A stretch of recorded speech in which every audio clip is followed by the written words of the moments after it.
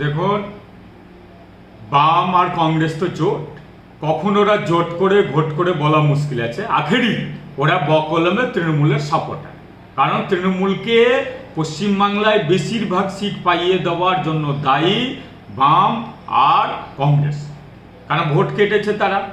সেখানেও আজকে সেখানে উল্টো চিত্র দেখা গেল উত্তর চণ্ডীপুর সমবায় সমিতির নির্বাচনে।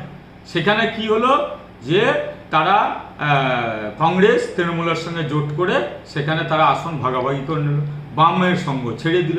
অর্থাৎ যেখানে তাদের লাভ সেখানেই আছে, এই গল্পটা আছে ওদের মধ্যে। আর যেটা হচ্ছে জামরা, সেখানে হয়তো প্রার্থী দেয়নি, কারণ হচ্ছে যে তারা তো জিতবে, লুট করা তাদের অভ্যাস আছে, পঞ্চায়েতে লুট করেছে, বিভিন্ন ভোটে তারা লুট করছে। তো প্রার্থী দেওয়া না দেওয়া বড় কথা নয়, সেখানে তারা লুট করবে, নিজের লোক জিতবে, এটাই তাদের বাস্তব। তো এই ভোটটা তো ওদের এখতিয়ারের ভোট হয়, প্রশাসন এবং তাদের লোকগুলো সমস্তটাই জড়িয়ে থাকে এতে। অর্থাৎ উপরের নেতারা, তৃণমূল নেতারা যা বলবে তাদের অঙ্গনে হেলনেই প্রশাসন চলবে।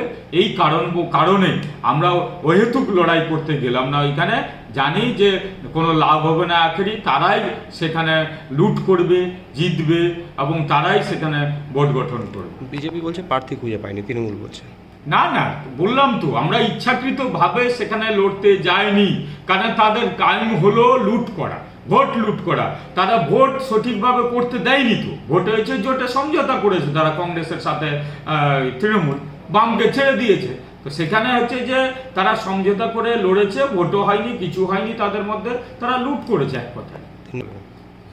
কখন কংগ্রেসের সাথে আর কখন বামের সাথে, আর বাম আর কংগ্রেস জোট আবার কার সাথে কার সঙ্গে জোট করবে বলা মুশকিল আছে।